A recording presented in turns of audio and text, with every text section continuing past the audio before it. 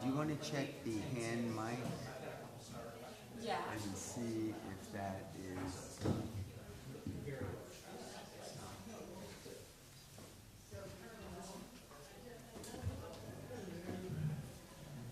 The first question is, what's your name? I did get out one. I got that. That's a softball. Check, 1, 2. Seems like it's decided to work with us today. I like it. It really, Decided it has really its is kind own, of a toss-up, I'm telling you. and I can't always figure out. Well, nor can I, if it makes you feel any Yes. better. These Oh, have well, been- good. I know, these have been giving us trouble. We've ordered new ones. These are getting pretty old, so. Yeah.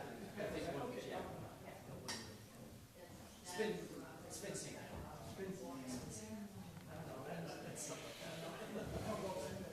I don't think I've said the name correct yet. Yeah, there you go.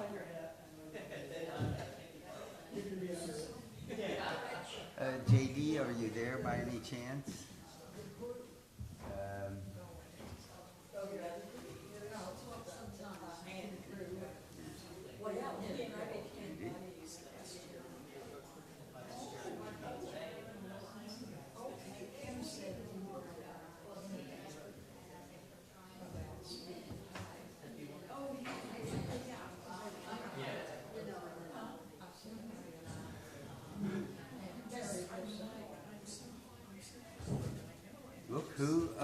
Look who appears.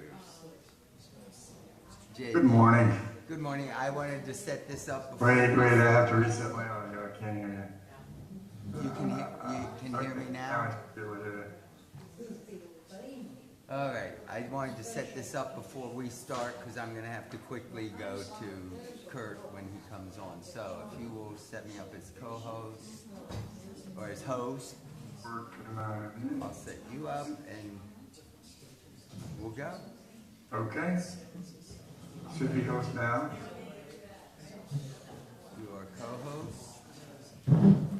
And I think we will be ready to bring him in when the time comes in. I will not close the computer. And if you do, just call me. Yeah, thank you. You've been wonderful. Take care. You know, the more I think about this, the more amazed I am that this is even possible. You are on an island 10 miles off the coast. How can we possibly be having a conversation face to face? You know? Or from California. Right. From So- anywhere. I hope someone will remind me to turn on the recording when Kurt gets on, because I missed last night too. All right. Yeah, we're still about an hour out, so let's I not start know. now. I actually know he's at 10 o'clock. Oh, he's at 10. Okay. 10. If if you can pop in and make sure I turn it on. But anyway, I will. We're That good. seems to work better. We're good. Let me go ahead. I'll see you. Okay. So this is minimized. And maximize this.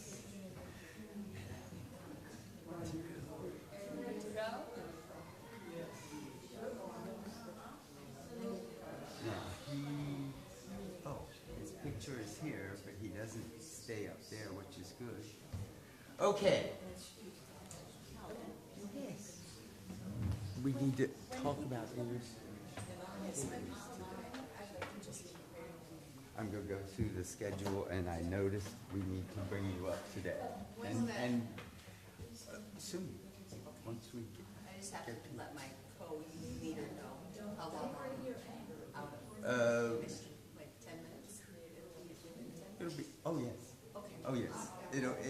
It will be one of the first things as we go through. We need to. Thank you. We're good. All right, excellent. Yeah. I'm wondering, can I get my PowerPoint on there? Is this the time I mean, I always No. feel like it's crazy, you know? Well, it will be very simple. So, Yeah. as during the break after Johnson, we We'll can do put it, up. okay, It- fine. it As long as takes I have it at time. As long as you've so got it, it takes 2 Got minutes. it in my thing. Yours is already on, so we're good to go. Okay.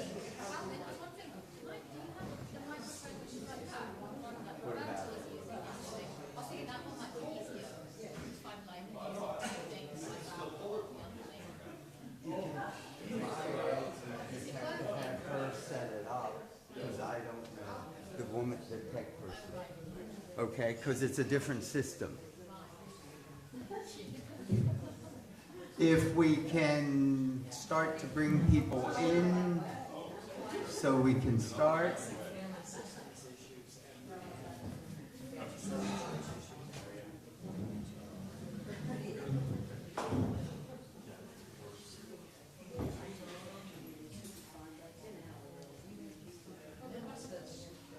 Good morning, and while we are waiting for people to file in, I would like everyone to stand up, please.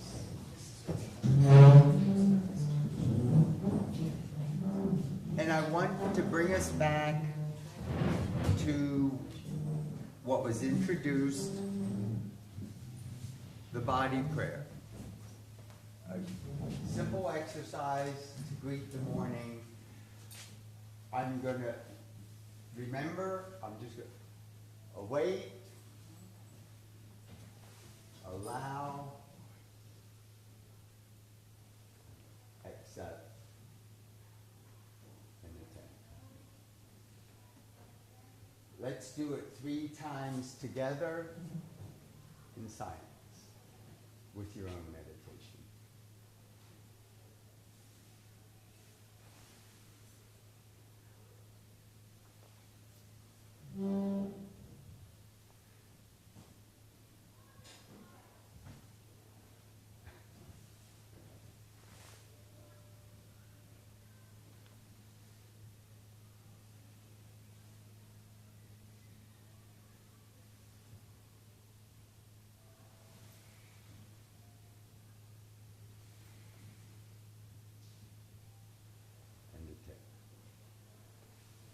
Thank you.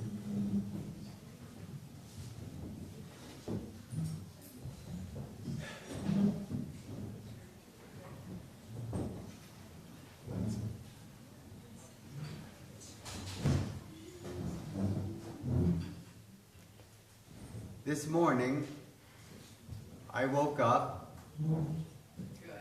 and I did not know who I was.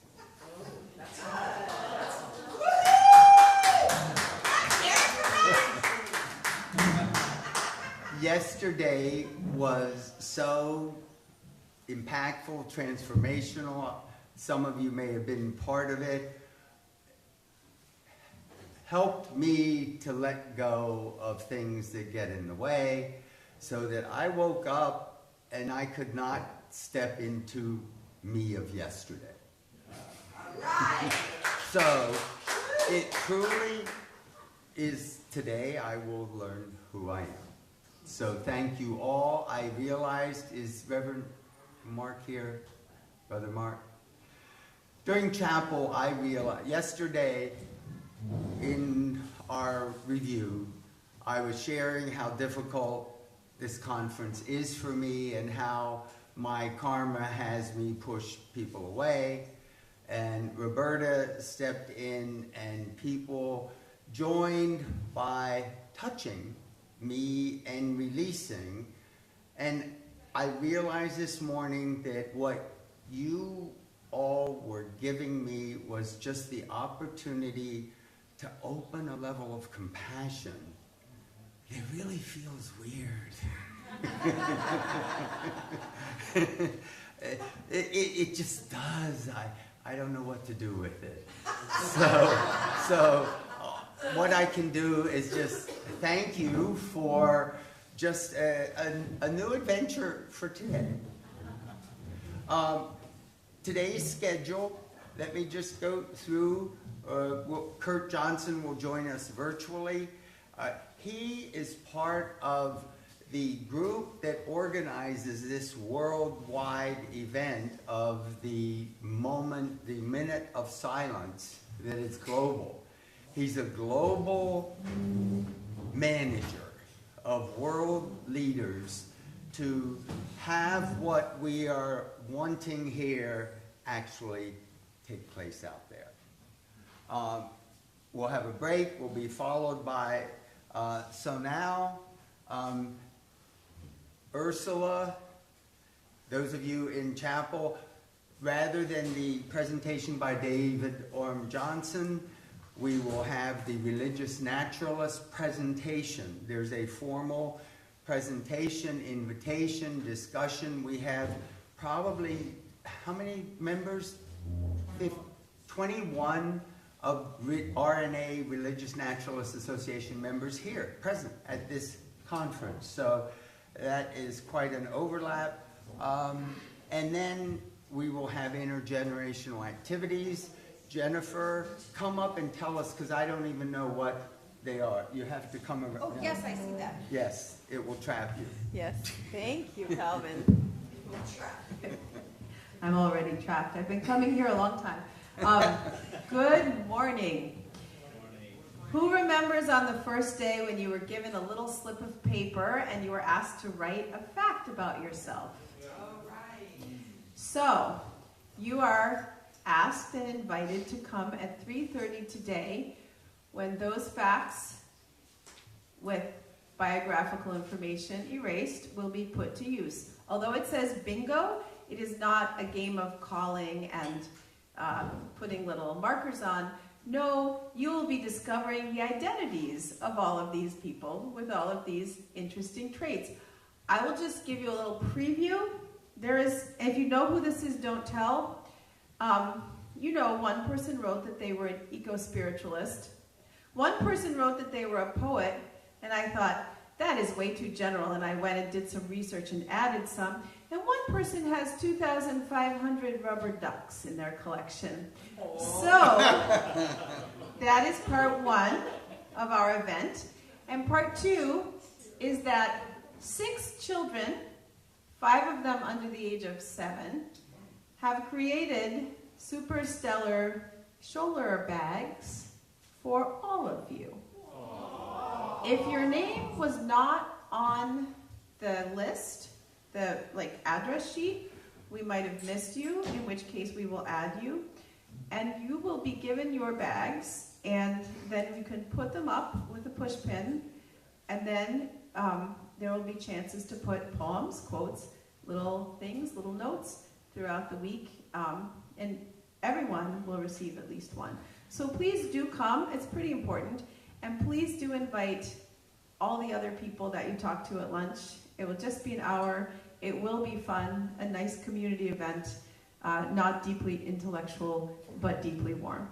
Thank you. And compassionate, Calvin. Nice tie-in. Thank you. So yes, please join. The intergenerational activities are usually quite exciting. We have such talented youth here. The topic, the framework, the theme for today is really processing of spiritual experience in multiple ways. There will be some interpersonal, personal, and how do we take it out into the world. I wanted to take 5 minutes, and we may have a little bit of extra time, and take a look at, I'm going to bring you back to the elements of the framework of spirituality and identify how every single piece of that framework is injured by bullying. But if you look at the nature of bullying, bully. Yes, bullying. You have a great accent on that word. I do. But when you look at the nature of bullying and the response, it is very similar, and you can probably use the same language of the impact of oppression. So I'll give you, for instance, when we look at our fundamental abilities to think, to feel, and to do, and imagine a parent saying or such things as, do what I say, not what you think. What is the impact? Or, You're crying? Well, you better stop it or I'm going to give you something to really cry about. Or you can't do that. Why even try? The damage to the thinking is people grow up feeling stupid and don't think. They grow up feeling choked, numb, and I've had people, when I say, what do you feel? They say, I don't have feelings. Totally disconnected. The doing ends up with just a attitude, a life attitude of, I can't. I quit. And those damages of such a fundamental level are what lead to the personal hopelessness, desperation, and panic that we may be feeling from the oppression that is telling us, don't think what you think. Think what MAGA thinks. Exactly. Don't feel compassion. Let's get them out of our country. Exactly. Don't stand up or I'm going to come after you. So we are living in oppression. Yes. Can I just ask I have a question on the first one. Yes. So my observation has been that that's stupid, domain of being of thinking, thoughtless, or the polarity of that. So, which would be? Invested in how smart I am to cover that up. Well, any injury, that's important. Any one of the pieces I'm going to talk about can be injured. Now, most of the world responds with compensation, overcompensation, and that's what the entire focus on materialism and things and achievement and power and whatever, it's a compensation to heal the hurt, and for some people it's successful, but there is no ultimate happiness in our cortical compensation. The experience of happiness is in this deeper part. So healing is the option. And all we're talking about is how do we direct that materialistic, focused, successful, achieving attention into also healing. It's not an either or, but don't neglect the healing. Self-worth. When it's successful, you feel worthy. When it isn't, you feel worthless. When self-confidence is injured, you feel inadequate. You think, I can't do it. I feel unlovable if self-esteem is injured. And these are just single words. There are multiple words that can capture the injury, but just think how these translate as oppression. I can't I'm inadequate in society. Society doesn't love me. You know, I'm an alien, I'm black.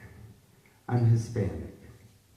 Or I'm useless. The message of uselessness or incompetency that we give as an oppressive society has many people, some of us, as a large, dominant, overwhelmingly high-voted group of people are in control. We feel shame. We hide. We hide. We be quiet. We don't stand up. We're afraid. The dignity. What happens when you're told, don't do what you think, do what I tell you? You feel controlled. And the compensation is control others. The compensations for dignity are what lead to narcissism. Because not only do I not like being controlled, I'm going to control others. I feel unimportant, I'm going to be really important. And I feel weak and small, I'm going to be big, and you're going to recognize my bigness. The injury to dignity leaves us with feeling dirty, ugly, dishonorable, and guilt is the damage. The creative forces are fascinating because when true love is injured, when it's present, we feel connected. When it's not, we feel disconnected, we feel alienated, and this is the source of hatred. We hate that disconnection. When the moral, ethical core compass is injured, we feel demoralized. The people that I worked with in prison feel so demoralized, and that's the source of their violence. I am ready to fight the world and get my revenge on the world because it has morally injured me. Fuck you all. When faith is disempowered, there truly is a faith, a soul, a spirit mechanism that feels injury when you lose faith. It is an body experience of loss of faith. You feel disempowered, you give up, and the combination of all three of those is what leads, especially with prisoners, to feel totally dehumanized. Dehumanized, shut out, shut off, hopeless in a social manner, and when you feel dehumanized, where should you be? You should be in jail. And many of them have comfort. Remember my study, I said there was one person that did not have that spiritual experience? He said he is happiest and most comfortable when he is in jail. And he was ready to go back. The sad. The rabbi said yesterday that you can get the jail out of the person. We can get the man out of jail, but we have trouble getting the jail, the prison out of the person. Right. So we can see how oppression subtly is impacting the whole country. These are the emotions that people are feeling. It's a real mix depending on what part of their self-worth, dignity, creative forces they feel are being injured. So we should just be aware of that. I want to just put something I didn't get to on Monday. I think we're starting to get there, especially with speakers today. Theology, well, science, let's simply put it as the realm of the physical. Philosophy, the realm of the mind. Yes, this simplifies it. Theology, the realm of the spirit. When we look at overlapping, you've heard several speakers talk about ontology. Ontology being the study of all of being. We want to look, and we've been looking this week at various ontologies. And ontology itself is a branch of philosophy, a formal branch of philosophy. But this week we're looking at the ontological part of philosophy that has to do more specifically with spirituality. In science, the ontological part is more of psychology. Roberta's trying to bring it back, several people bringing it back to psyche, soul, is part of what the field of psychology has not done. And we hope to reconnect it.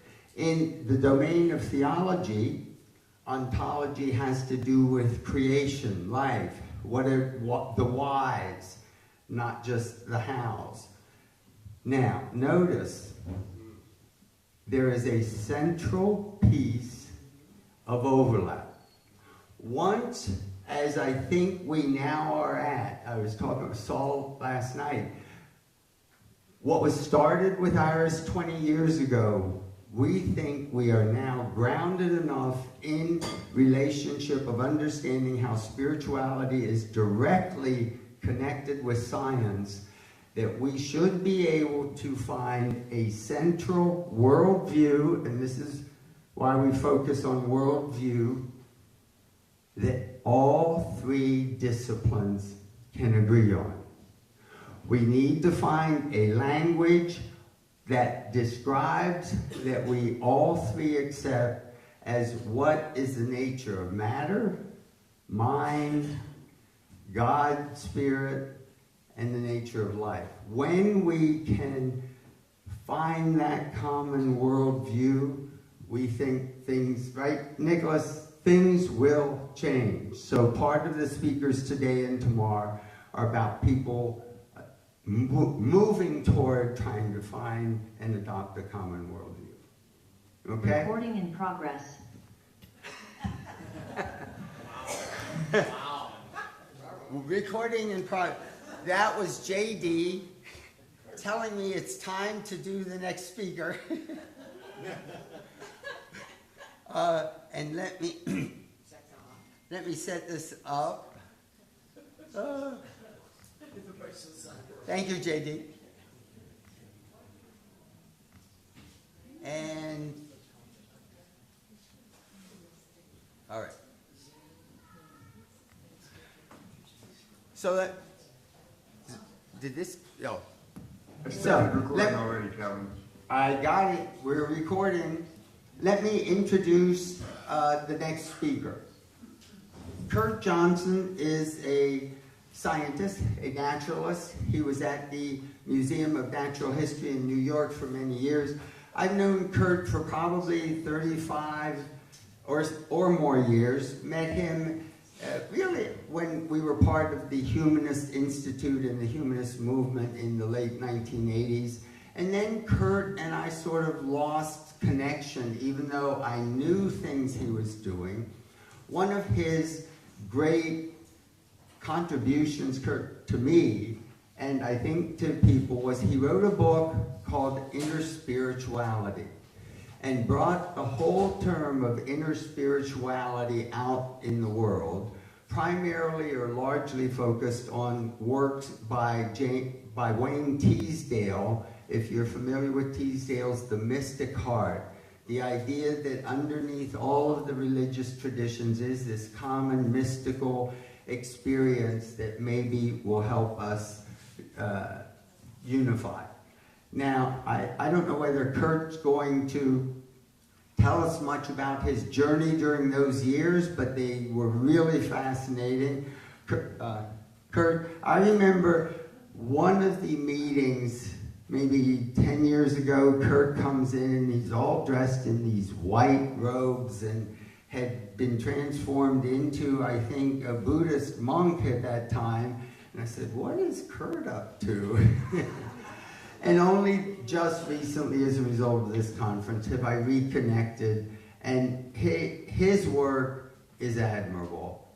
I find that he has such an ability to pull ideas, people together that I hope he'll share, but his work is extensive. So, let me turn this off. Bring Kurt. Kurt, can you unmute yourself and let me make you co-host? See how my sound is? My sound is pretty good? Yes, yes, we can hear it good. And let me... Okay, I think we're good to go. Yeah. So And Kurt, I'm going to face you to the audience so maybe you can see who you're speaking. Sounds good. And then I'll just begin. I see a roof. I see a ceiling. There's everybody. Hi, everybody. Hope you had a good breakfast. All right, Okay. it's a good time. I'll just get going. So it's a real pleasure being here. And as they say on CNN, thanks for having me. So as you've seen, the title of my sharing is The Landscape of Interspirituality and Science. Now, given the time constraints and wanting time for Q&A, I decided just to speak directly to you and without any props. But also I'm providing a written version of what I'll be sharing with you now. So to begin the sprint, I think there are 4 initial statements or contexts that will put this subject immediately into focus. So let's start with interspirituality. It is easily explained by the comment integral philosopher Ken Wilber made on the cover of my book, The Coming Interspiritual Age, 10 years ago. Interspirituality, he said, is part of the wider intersubjective discussion that our world so desperately needs, but to a great extent has never had. So interspirituality is that intersubjective discussion in the context of the world's religions and spiritual traditions. Even more simply, it is defined as the journey from interfaith to interspirituality, a journey really from the head to the heart, that is, to the experiential core of our shared values, or what Cal Chatlow, one of our conference co-chairs, would call the moral imperative that is inherent within all of us. The second context is this. Riane Eisler, likely the most famous female voice in system science, and many of you know her iconic book, The Chalice and the Blade, notes that our world is on a journey from its prevailing dominance consciousness and dominance cultures, which is the only way our expanding and intensifying species on a very fine economic and business systems, to mention only 4, are all dominant systems, win-lose systems. And there is no sustainable future in dominant systems once we are a hugely congested global community. The question of the future, what Ervin Laszlo and his colleagues addressed in their books with us, that is, Light on Light Press, The Survival Imperative and The Great Upshift, together winning Nautilus Awards Best in Small Press in 2024, said that this question of the future is the next context we need to speak to. In a speech to the United Nations a few years ago, the late Don Beck, the co-founder of Spiral Dynamics, said that if our planet, our species, doesn't make it, and if we end up going extinct, and an ET could write the history of our planet, the ET would record that the tragedy was this: that first, the answers were here, but we couldn't hear them. And second, because we could not get the right diagnosis of our situation, we could not get the right prescription. Now, the last of these 4 contexts is from Brother Wayne Teasdale, who gave interspirituality its name 5 years ago in a book subtitled Finding the Universal Spirituality in the World's Religions. Addressing all of this, Brother Wayne said, we need to understand, to really grasp at an elemental level, that the definitive revolution is the spiritual awakening of humankind. And I'll repeat his words. We need to understand, to really grasp at an elemental level, that the definitive revolution is the spiritual awakening of humankind. And by awakening, we simply mean that standard definition across all of the world's traditions, that of understanding that everything is profoundly interconnected, that nothing is separate, and indeed, at the deepest level, there is no other. This, of course, opens many avenues of conversation, especially the one I'm sure that you've all heard. How many humans on the planet would have to be in this state of awakening for the nature of our global civilizations to fundamentally change from dominant systems to partnership systems? Looking at our daily news right now, and I'm sure all of you have, in the time period that we're in right now, we see wars all around us, externally and internally. Especially right now, we remember the words of Hans Kung at the founding of the United Nations, that there can be no peace among the nations until there is peace among the religions. Indeed, the characterization of these four contexts that I've just mentioned meets one of the more nuanced definitions of the word war, meaning a conflict, a clash, between forces seen as being in opposition to each other, and not simply a contest of strengths, but also as a struggle of wills. Looking also at the definitions of the word revolution, which we've also just used just now, revolution is defined as a radical or complete change. Indeed, with those definitions, we can harken back at all places to Lincoln's Gettysburg Address, where he said, as you may remember, we are gathered on one of the great battlefields of that war. Of course, for us in the transformational community, we do not see it as a war. However, the degree of radical change that would be needed to bring our global cultures from domination consciousness and domination cultures so deeply embedded in us we often don't even see them, to one of partnership consciousness and partnership culture is a radical or complete change indeed. Now, as I've said in communications leading up to this meeting, our Light on Light Press will be publishing this year a 2-volume work on the history and future of interspirituality. About that great intersubjective discussion, as Ken Wilber said, our world so desperately needs, but to a great extent has never had.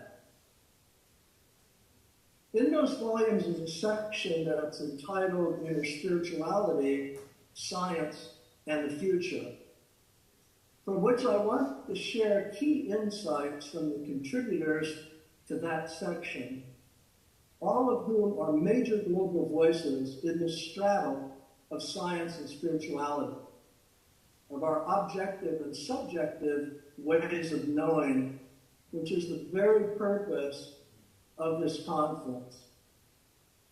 The section begins with Roger Briggs, author of Emerging World, offering a meta-framework for psychocultural evolution. Drawing heavily from the work of Jean Gebser, Merlin Donald, and Rihanna Eisler, he asks and answers about the framework for our evolution to a culture of consciousness, psychocultural evolution.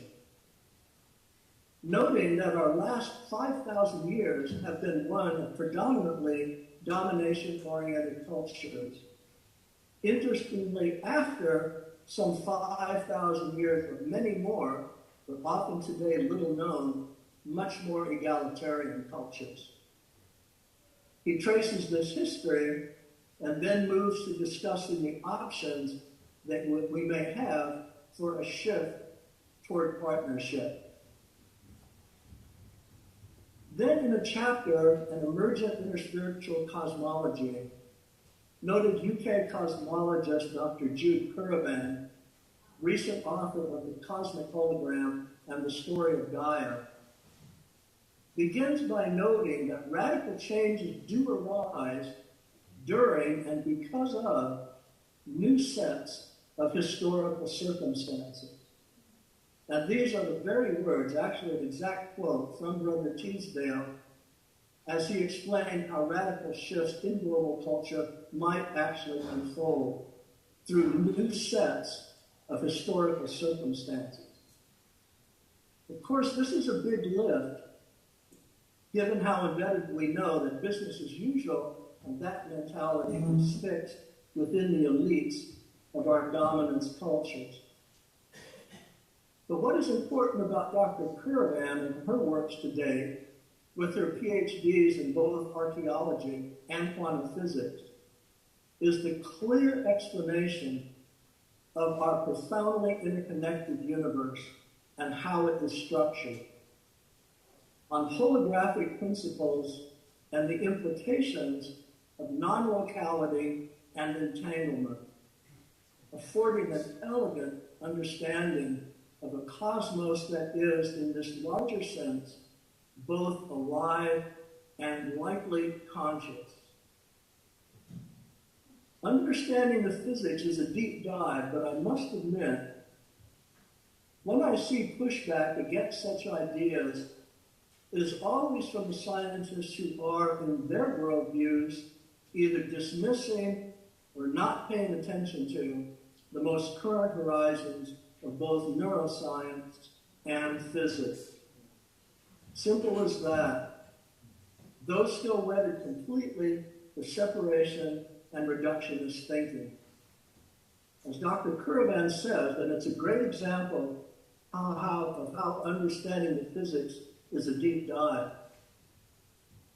The evidence is showing that the cosmos' manifest appearance arises from deeper, non-physical realms of causation, as digitized and vitally meaningful information, which is pixelated at the most minute scale of existence, and with its informed reality manifesting holographically, its entirety is expressed in nested and relational complexity of its differentiated and diverse parts at all scales within its inherent wholeness.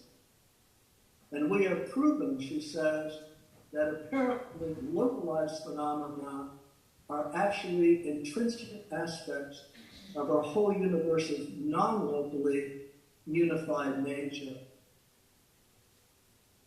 Now, this is precisely what Dr. Robert Atkinson, an understudy of Joseph Campbell and well known for his book, The Story of Our Time, follows on in his subsequent piece, quoting, "This empowers us to envision and co-create a love-based rather than separation-based future in which regenerative and sustainable development leads to peace as a natural outcome of a world that works for all beings and our planetary home."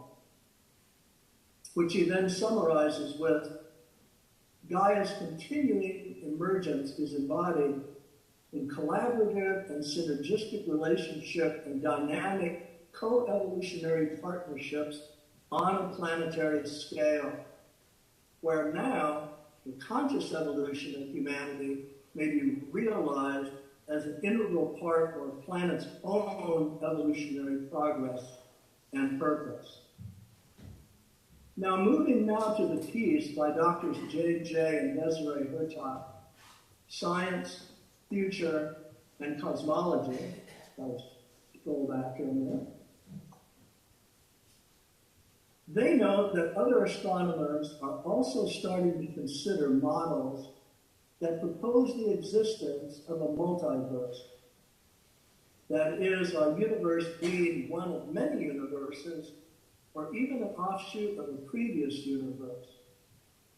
And that this conscious universe can be reached by the human mind. And indeed, that is part of the equation. a universe designed, let me say, not only for consciousness, but perhaps even for soul evolution. Now, the next piece of this section comes from 5 key voices from current evolutionary science that record the game-changing shift in mainstream evolutionary science as of about 2015 in publications by Yale Templeton, principally by Harvard's Dr. E.O. Wilson and State University of New York's Dr. David Sloan Wilson, no relation. They recognized, yes, survival of the fittest is true in biological process, but as the system complexifies and evolves to include sentient species of significant intelligence, the definition of fitness changes from competition to cooperation. And further, the mechanics of this in nature are higher levels of natural selection, today known as group and multi-level natural selection.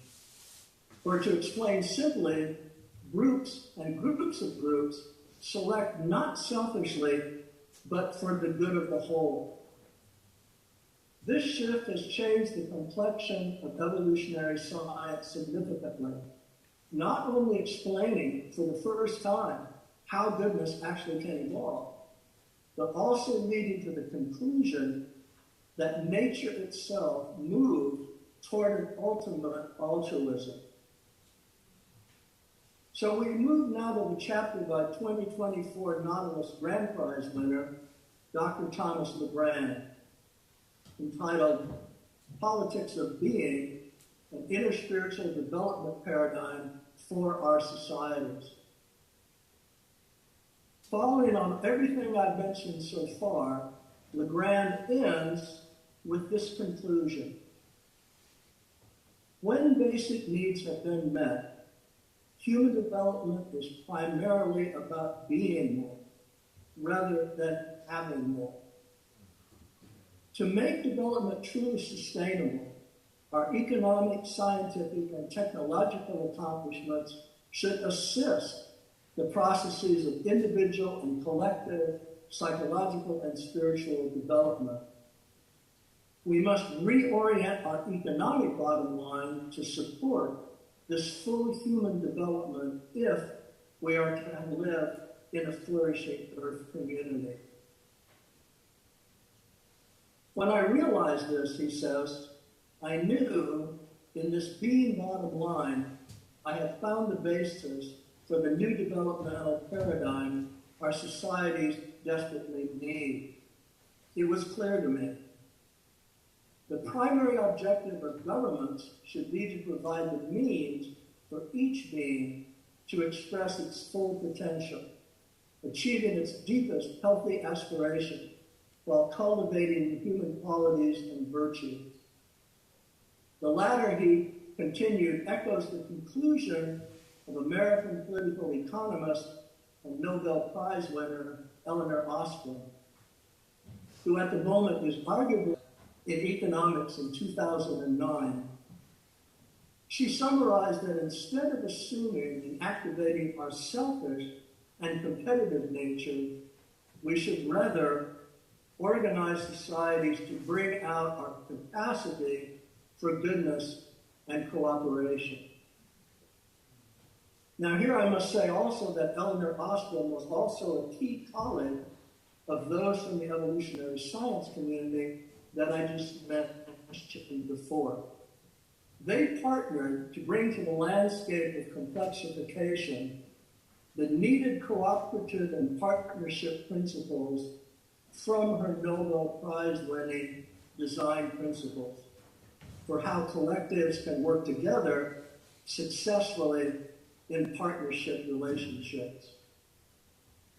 Now, LeGrand concludes by presenting 10 criteria for moving in this direction, saying, in sum, spiritual values such as the understanding of our interconnectedness, life, happiness, love, peace, or mindfulness lie at the core of all spiritual teaching and they can serve as the foundations of a new politics. Indeed, they constitute new fields of scientific research that can tell us how to cultivate them at the individual and collective levels. The scientific literature and social change initiatives associated with these values allow us now to identify concrete public policies with existing examples of application across many sectors and at all scales. Together, they constitute an actionable agenda for a politics of being. So now with just 3 authors left, we move to David Lorimer, the chair of the Galileo Commission. He declares, quoting Eastern Europe's famous Fata Jamal, humanity is moving towards collaboration, mutual aid, and union. But the question is how to harmonize liberty and the collective, liberty and solidarity. At first sight, these seem to be mutually exclusive, but their harmonic coming together is the higher state of humanity that can only be attained through life for the whole. And quoting Peter Sorokin, we have a choice before us. Either to continue our predatory policies of individual and tribal selfishness that leads to inevitable doom, or to embark upon the politics of a universal solidarity that brings humanity to the aspired for heaven on earth. These framing quotations, Lorimer says, describe our overall evolutionary trend, and also the crucial moment of choice that we face as individuals and collectively as a species. And he continues, as thinkers like Arnold Toynbee and Václav Havel have also argued, nothing less than a worldwide spiritual revolution of consciousness will be sufficient to alter our self-destructive trajectory.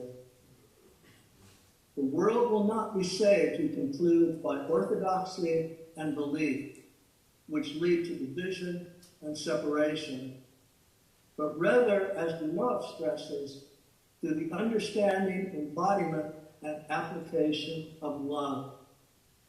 As Mahatma Gandhi said, love is basically not an emotional, but is an ontological power. The essence of life, the dynamic union of what appears separated. Love, Lorimer concludes, is an ontological power. Think about this, he says, and its implication. So we return now to Dr. Robert Atkinson, the understudy of Joseph Campbell, and his piece, The Monomyth as Unitive Narrative and Blueprint for Universal Spirituality. He notes, mythologist Joseph Campbell introduced into public awareness a universal, timeless pattern found in the world's myths that he called the monomyth, because it represented the essence of the one myth that is common to all cultures. And then he continues, paraphrase, fortunately, after some detours through popularizing and even Hollywoodizing of the themes of the hero and of the adventure in the monomyth, the emphasis now is finally being placed where it actually belongs, and how we solve the muddle that is at the center of the monomyth's 3 stages: departure, muddle, and return. So we near our end now with Sufi thought leader Kabir Helminski, writing on oneness on the world stage. And I think this actually is a challenge for all of us. He leads with this. The system is locked within a frequency range that resists meaningful transformation. But there is no force stronger than spiritual realization. And there is reason to be hopeful that enough people will awaken from the narrowly egoic station and graduate to the level of true individuality, individuality in resonance with a higher order of reality, a connection to the sacred. And then he says, there have always been mystics, knowers, across all the traditions who have been among those that I call the custodians of consciousness, those who maintain and benefit from an awareness of higher levels of reality. These custodians of consciousness bear a special responsibility. They understand simply them and us is a dangerous concept. There's only us. We are one human family. And he continues, the laws of reality will not permit an egoic system to survive indefinitely. The divine way would be the one of mutual support, human solidarity, sharing, and thus true happiness. So I'll conclude now with the contribution from two-time Nobel Peace Prize nominee Irving Laszlo, writing from his books, The Survival Imperative and The Great Upshift, in a contribution entitled Conscious Evolution, Our Salvation. Where are we headed, humankind, he asks? Are we staying on the travel path? Or do we have the vision and the courage to find a better way to live and act? The time has come to reflect on this existential question, the contemporary variant of Hamlet's famous to be or not to be. Can we shift to a path leading to a peaceful and sustainable world? That is now the question. We are in the midst of a fundamental and radical systems change, he says, known in the system sciences as a bifurcation. A bifurcation is not only danger, but it is also opportunity. It is the opportunity for a new system to be born. Today, I think as we all know, this new system is foreshadowed, even all of us sitting here now together, but not yet in place. How will it be born is yet to be decided. But one thing is certain, a new world will be born, and it will bring fundamental change in the way that we relate to each other and the world around us. This could be a change for the better, or it could be a change for the worse. If it is to be better, we need to interact with the process of its birthing.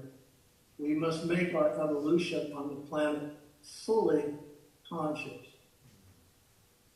So I'll close now with just one more comment, and that is that in the book, after these wonderful articles, there's then the short feature by Cal Chatlos, which is an article on the conference that we're all sitting in right now. It's entitled, The Dialogue Continues, Spiritual Experience, a Scientific, Philosophical, and Theological Retreat, June 22 to 29, 2025, by John Calvin Chatlos. Here we all are. Thank you so much. And I'm just happy to respond to anybody who has questions or comments.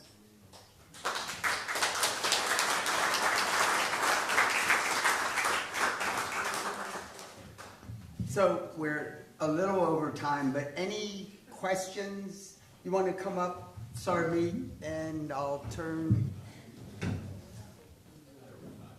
We're not, oh, this goes to 11? Yeah, we have a lot of time. Oh, great. I think you're on mute, my friend.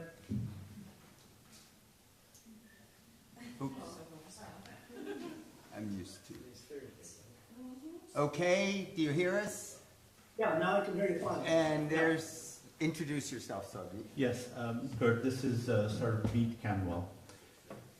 And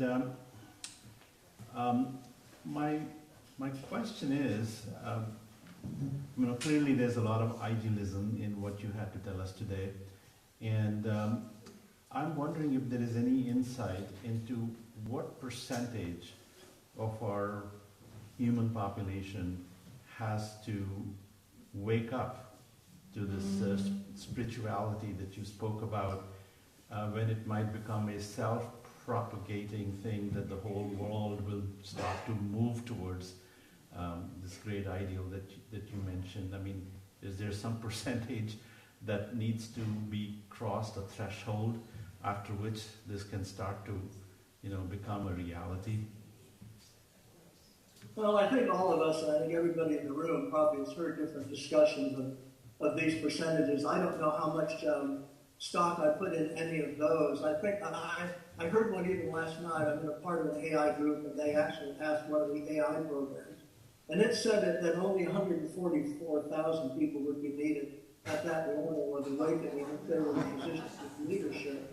Now, I've never put a lot of stock in those types of measures, because I think probably what's going to happen or not happen, either there'll be a groundswell very gradually and through all levels of society toward partnership consciousness and toward non-dual understanding of reality, that nothing is separate, or there won't. And that will be the watershed, as all of these authors that I quote said, of whether we actually get there or as Don Beck, go extinct, because the answers were here, but we just couldn't hear them. So I don't know. I think probably all of you have good days and bad days relative to whether you're on the upside of this or the downside of this. I know I certainly do. I would certainly seem to think, particularly after 10 years in monastic contemplative life, I put my money on the true nature as understood in the Dharma and the Bodhisattva vow. That's probably where I lay my money, but that's actually the way humans are put together and not among the bad guys. But I wouldn't say that that's foolproof. So, but and I'd also say there's a lot of idealism in what I shared, but certainly in my own life, I'm always constantly measuring that against the actual realities. I think you know Paul Hawkins' quote, "If you still have hope for humanity, you haven't seen the data. But if you don't have hope for humanity, you don't have a heart." So that's the predicament that we're in. Let me just say something, that Kurt is being very humble, that he presents a vision. It's more than a vision. It's in operation, being planned, and he's one of the leaders that's helping to unify and make this happen. It is not just talk. Right, Kurt? Yeah, and actually on the group of us that gathered last night for the social gathering, there were 3 of us on. We had a wonderful conversation for over an hour. We stayed on over an hour. And what we discovered, there are all of these groups out there. It's incredible. And we don't necessarily know about each other. And this is one of the conversations Cal and I had when he came to visit me a few weeks ago. We need to expand this network that interlaces these different groups that are different parts of this conversation. I know everybody in this room are parts of some of those. So how we network with that, and some of our AI friends are talking about creating a nested infrastructure in which we could start doing that. Because if you understand why the right wing has so much power, it's because it coordinates all of those autonomous messages into a general message and then into the media that meets Joe Public. So that's the direction we're going to need to go. Wonderful. Thank you so much. Hi, my name is Mark Cooperage. I love the idea that you're talking about creating enough people to begin getting this message across. I'm just wondering, have you ruled out the idea of something like a benevolent overlord, as Plato or Socrates talked about? Because you're talking about a really big task to get a great majority of people to begin doing the right thing. If you simply here on Star Island look into the recycling bins with us, we are falling very short of very simple things that we can and should be doing. Could you comment on that, please? Yeah, well, let me say 2 things. Dwayne Elgin, in his book Choosing Earth, he lays out 3 future scenarios. The one is that we're unable to do anything and there's just a huge catastrophe. And then there's a huge bootstrapping afterwards. The second would be that autocracy was arise everywhere, dictatorships everywhere. And decisions would be able to be made, but at the sacrifice of any type of egalitarian or free society. And that the third option would be the one that I think all of us are banking on here, is this incremental chance for educating our way upward and bootstrapping our way to a future that would work for all. And then there was a second comment I was going to make. It's kind of escaped me, but maybe we'll come back to it. Hi, Kurt. Roberta Pugh. Thank you for this. Yeah. So I think primarily from a psychological and a theological model. So I'm thinking about human interruption as you're talking, like the blocks that inhibit unified mobilization. So if you were to identify, if we could unify from these different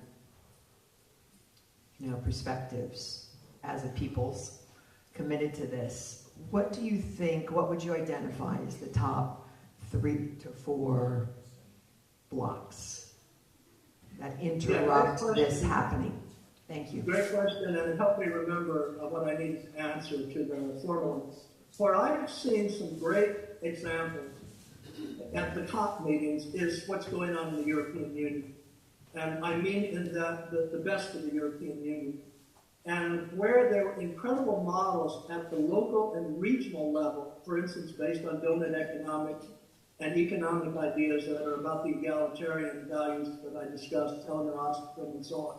Where in the European Union we really see examples of a wedding between the political power and local models with regard to economics and business and so on, which actually are serving a real community as opposed to a stratified rank system community that's typical of dominance culture.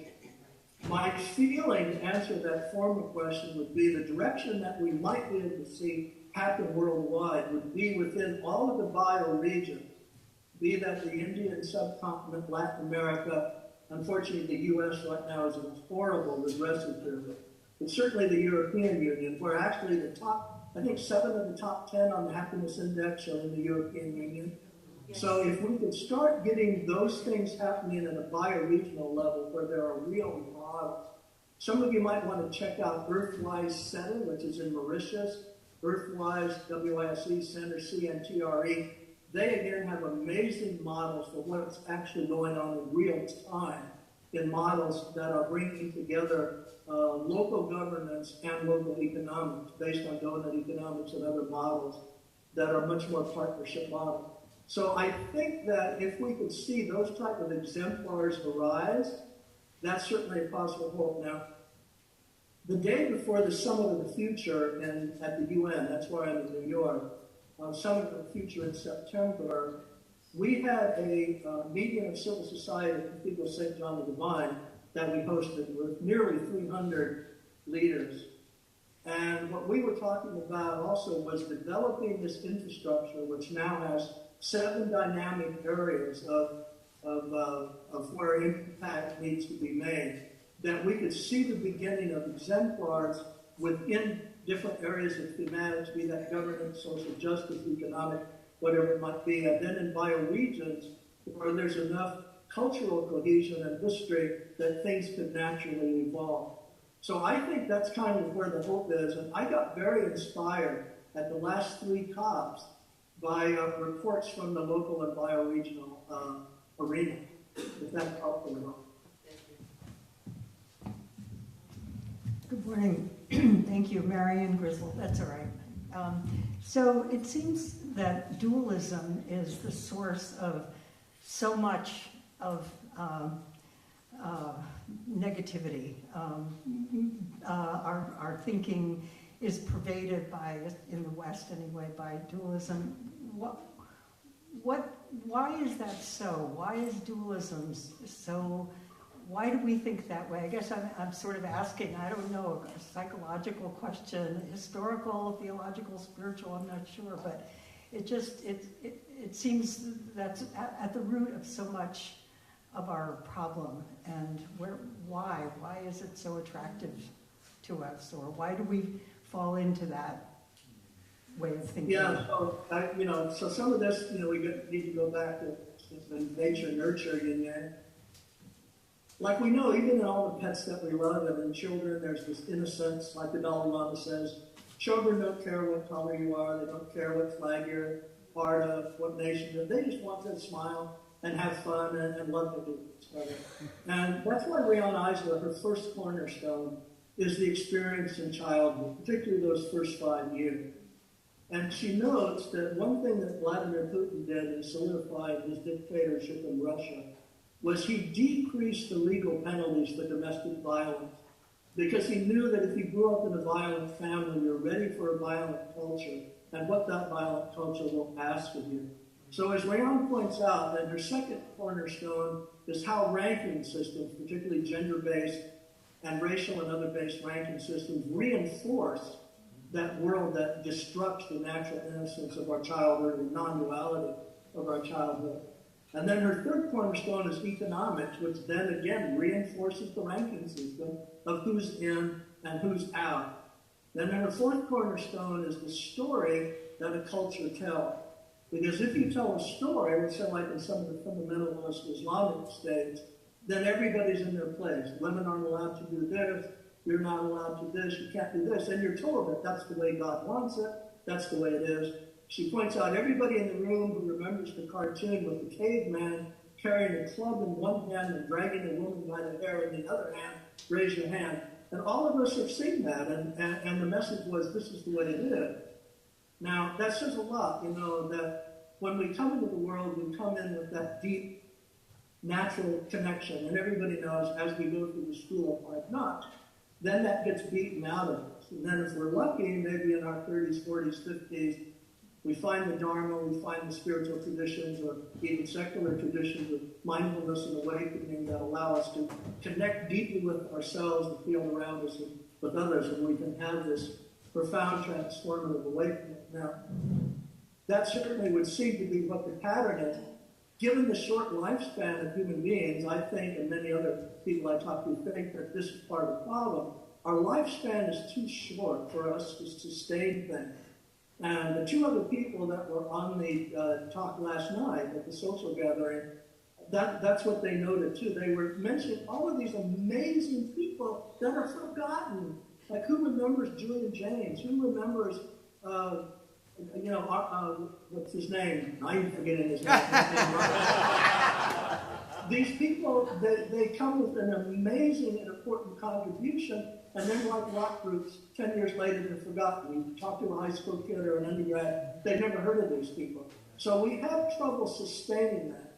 Say one last thing. There are people, I know some of them, who think that, this is in the Urantia book, of course, that our planet is a quarantine laboratory for screwed up souls, and all that happens on this planet is going through the screw-up process, and we're not really here for anything else. And I don't really subscribe to that. But there are folks who would explain the conundrum here on the planet that way. But I think that the dualism is the natural way that we get hit by the school of hard knocks. Certainly academia perpetuates it. It's egoic, it's competitive, on and on and on. Thank you. It's been an intriguing morning listening to your comments and understanding how it fits into an organization like IRAS that is now almost in its 70th year. In other words, we've been around for quite a while, and I've had the great privilege of being with it for the last 50 years or more, a little more than 50 years. And during that period, a lot of the people that you talked about talked with us. And because of that, I think we have a maturity that we also share, incidentally, through an international journal called Zygon. You may read Zygon. We're hoping to have Zygon in an LLM model very soon, and have that the wisdom that represents from so many people who have had the positions, the kinds of positions you're talking about, available. But let me just tell you a different element of this.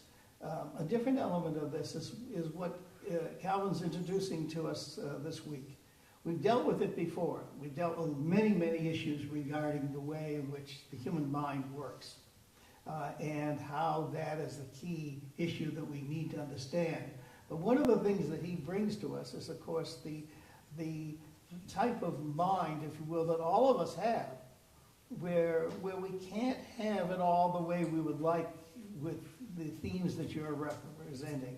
But instead, all of us have in our minds these other capacities that we try, in our religions very often, provide the basis for us to have the loving thoughts, the peaceful thoughts, and all the rest. But the fact of the matter is that these other dimensions are there, and unless we understand how to heal those dimensions, is what I think this week has been about so far for me this week, then I think we're going to not achieve what you would like.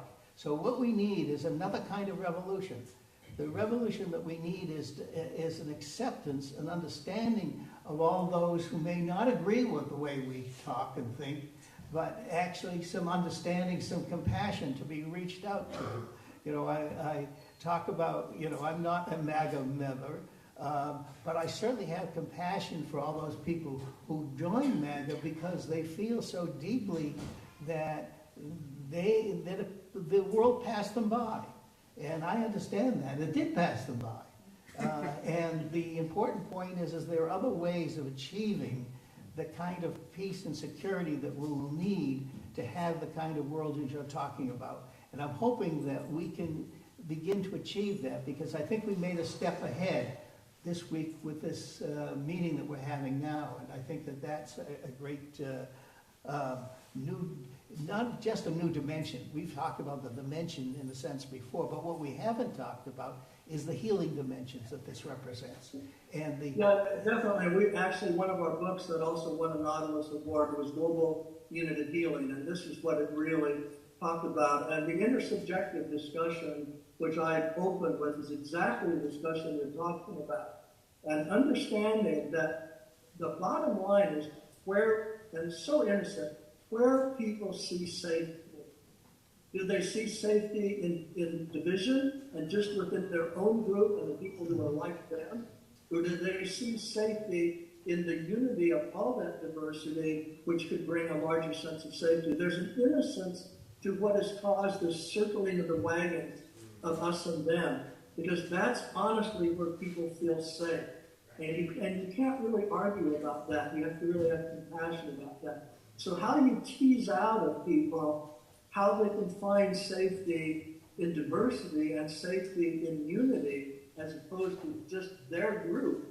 But I think if all of you know developmental history, be it either from spiral dynamics or integral or from Aurobindo, the whole planet's history has been walking through a very gradual bootstrapping up to higher and higher levels of unity and feeling safe. Even the European Union, a great example, compared to Europe of the Middle Ages, where you had, you know, every city fighting each other for generation after generation. And let's face it, we are a warlike species. I mean, all we seem to do is war after war after war. It may be that that's a part of our primate lineage. There may be people, astrophysicists talk about this, there may be species out there in the cosmos who've actually made it to a planetary egalitarianism because they were not rooted in a grossly competitive evolutionary lineage that we are. We're rooted in a really conflictual behavioral lineage. You know, you go to B.F. Skinner and all of that, that showed about how all that side works. So we have a lot of work to do, but I agree, completely with everything you just said. And I think that's that healing process, and I know so many people who are doing that. The Institute for Intergenerational Healing has also one on intergender relations international by Will Keepan and Cynthia Brick. And so all these things they're super important. The Baha'i consultative process at a global level is really huge as a part of that, as you know. Sure. The Parliament of the World's Religions does this. Within the Parliament of the World's Religions is an offshoot called Omnia. Omnia is doing the idea of joining two religions together in any of the communities at a national level in nations. And when two can work together, they support them to solve a common problem. In other words, they have to learn who the other is to understand how they can solve their own problems. And that's working very effectively in a number of countries in Africa right now. But I think that the important thing that you raised that I'd like to ask you about is this idea that you have. How do you represent the different organizations like ours and like yours and others that have been discussed here? How do these work with, we need a model. It's not a United Nations model. It's not a model of necessarily democracy. But the question is, how do you get these different organizations to be part of a common conversation that helps us? Right now, we're on the cusp of a revolution with information. There's no question about the fact that AI is going to revolutionize the way we can reach out and think in new ways and reach different aspects than have occurred before. But what we need to be sure is to know that the ethics of that gets built into it. And right now, it's not built into it. And what we need is these agencies like that to help that, because I think that will accelerate the process tremendously that you're and we are all trying to achieve, which is a much greater understanding and a much greater peace and security, and that we can all have. We can all have this if we understand how to do it and create the opportunities. So I think what you're suggesting is an important one. I'm wondering if you've given much thought to how those organizations, how that should work. Yeah, absolutely. Not only a lot of thought, but I'm a part of a lot of nascent networks that are trying to move into this network of network era. And Cal and I have had that conversation. And even within the most network organizations, and I'm the ones that have 100 organizations, 200 organizations, still there's a natural siloing, because in order to do something well, you've got to concentrate on that. You have to work on the success of that. So we actually have created groups that their sole job is to network between the silos and network between the networks, and have their sole job be the ambassadors that are talking back and forth across those networks and trying to build it into a larger meta-network. And then a part of that, and I'll connect Cal to this because it's a natural outgrowth of him reconnecting to what a lot of us have been doing, is we have this media alliance where we're really talking about how do we not only align ourselves as networks, but our media assets, so that we're having a coordinated social media strategy, video strategy, major film, like we do the Illuminate Film Festival, which is the largest conscious film festival in the world in California every year. If you haven't heard of it, it's simply because it's the biggest one in the world, but these silos, sometimes they don't get around. So how we interconnect all of these, we have people that are really working on this full time, and that's what I want to stay in touch with Cal about and with all of you. And it really comes from having gatherings like this, that by the very conversation, we teased out where the synchronicities and the possibilities for co-working are there. We just suddenly, bam, we've got this partnership and this partnership and this partnership, and it really starts to work. So that's going on in a big, big way. And the hope would be that that larger network of networks, particularly using AI, to create an infrastructure for it. I think that's where the future probably is going to start moving. Term for it that they use is transition media. How do we align media for the transition, paradigm transmission that we're talking about? There's a video that we have on that I'll let Cal know about. I think Cal's already seen it. It's by Roger Briggs, who's the first person I talked about in my show. So I think that's where we all need to go. Thank you. And again, I'm almost 80, and I know a lot of you. It'd be wonderful to see how far we can get while we're still beating these drums. Amen. Thank you. Kurt, I also think that Saul's identification of a key shift that may even be relevant for IRAS is, how do we go from what we've been doing to healing? How do we set up the communities? How is IRAS? IRAS has not been seen as a healing. It's been seen as a knowing, a knowledgeable group, but it really does seem to be that healing is key for the next step, not ultimately. One last question, can we? And then Yeah, one more, and then I'll make a final comment as well. All right, Kurt, good morning. Reverend Gretchen Weiss, quick, easy question. I'm just really curious if Steven Pinker, the author of The Better Angels of Our Nature, is involved in this broader networking conversation. Well, yes and no, because if you know Stephen's work well, and I think he's more close to, let's say, E.O. Wilson, David Stone Wilson, that bunch that I've been a part of, he has some boundaries on where he's able to go that are maybe a little less fluid and a little less bodhisattva-like than some of the rest of us who are a bit more on the hopeful side or the inspired side. That'd be my only comment on Pinker. Same with Stephen Prothero, who has a much more restricted view. And it kind of depends on how many walls a person's blown out in their life. Some people, and judgment here, but sometimes some of those walls have gotten blown out.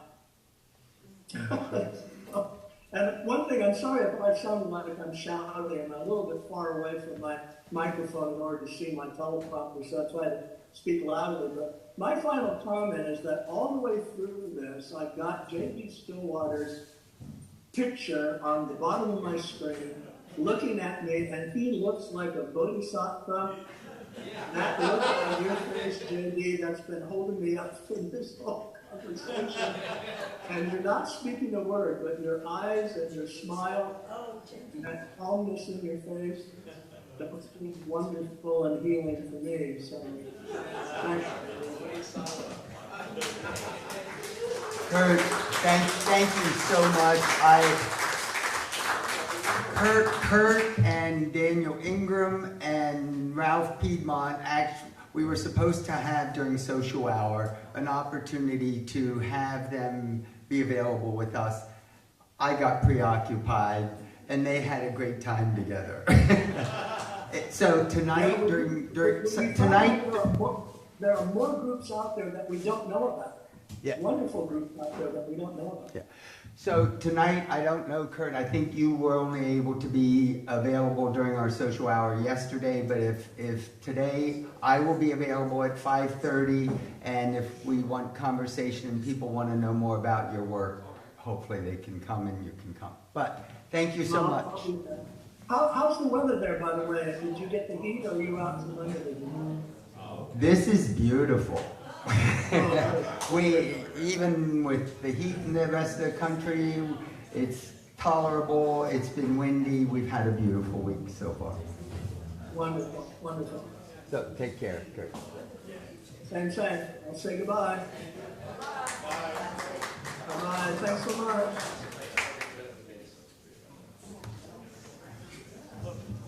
Okay, he really set the stage for the world view. Wonderful. So we have a break, and when we come back, we'll look at someone who will speak with us. Yes.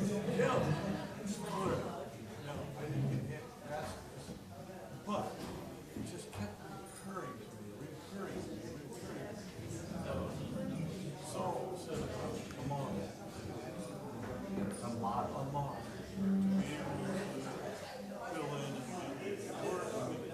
Fill in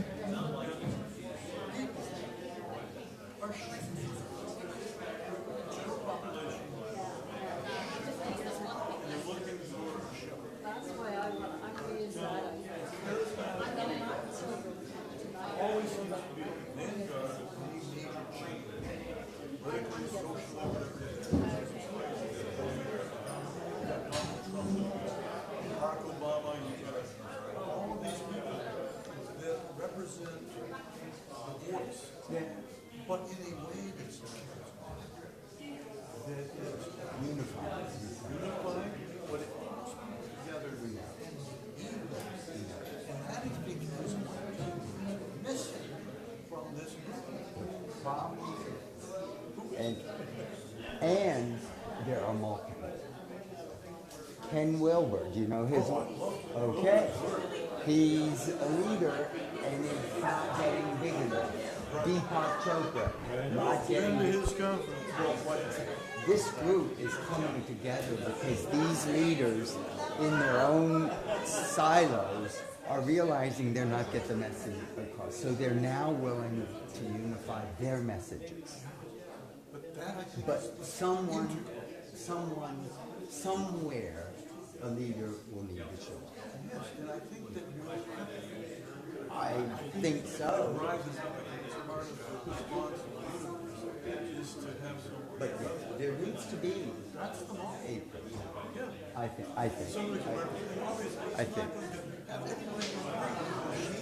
No, but I think there's a unified message that 90% can agree on that will get us where we need to go. All the other details. One of the things, though, they're bringing in is the unified economic message. They're trying to look at how do you economically create, how do you create an economic system that fosters these values rather than extra production and increase and whatever. They're working on that, and they've got world economists trying to figure it out. Yeah. Oh, his work. As long as I know his work is there, I'm hopeful. Wonderful. Yeah. Yes. Oh, thank you. With this. We will get this done. I'll show. Yeah. Come here. I'll show you how.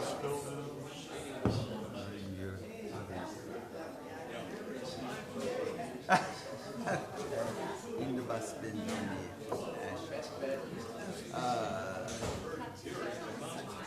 Okay, so.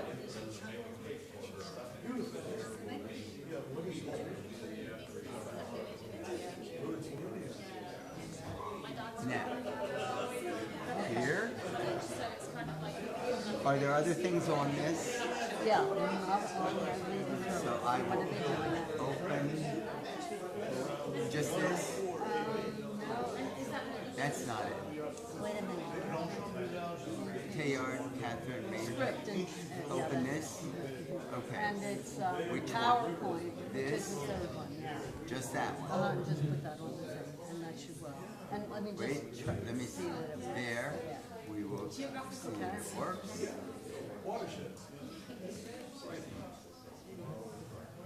Okay. You that can looks see good. up there. Yeah, that's perfect. We can Yeah, and there's no, I start. don't have to worry about music or anything like that. And you, That's it. in this mode, you get to see the slide. Okay, all right, good.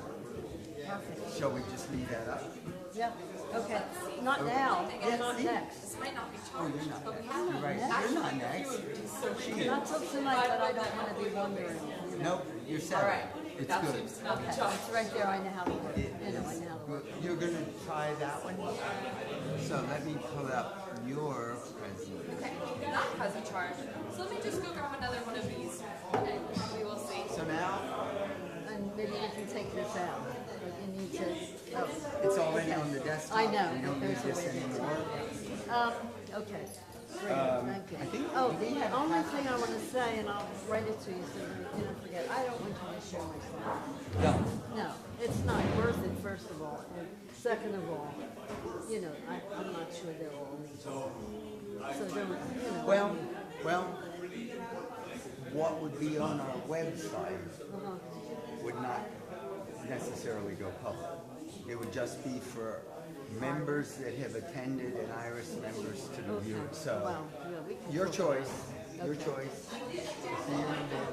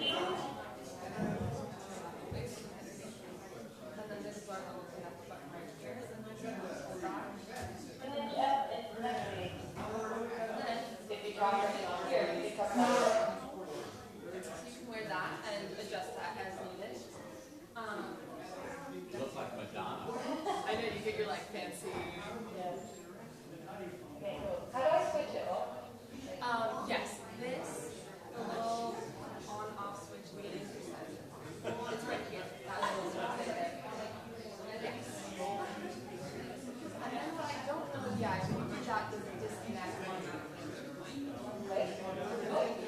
It sounds like it's like, and then sometimes if these two get too close together, it makes it feedback. So I would say, yeah, or you can put it wherever you think is going to be best, as long as you don't get like too close to it during the thing. And then I'm going to plug in this other guy, and then hopefully we'll just have a backup and we can switch them out like for different talks. Because I know people have been a fan of this. These you can move around. So this will last the hour. I think so. It should. This is your like here's like yes. I think if you say a little bit further away, it should be good. And that's your last one, but I'll plug the other one in.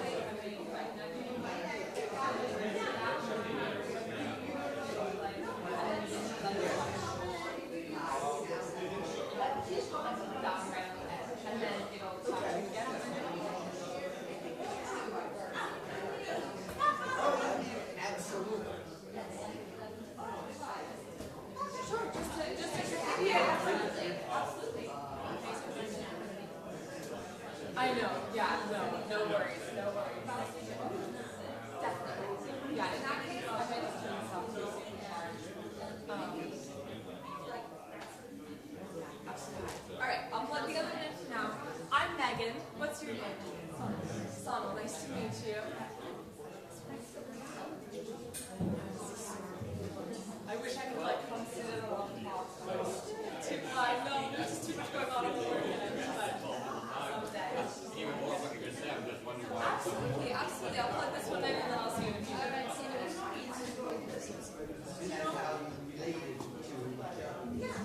Until now.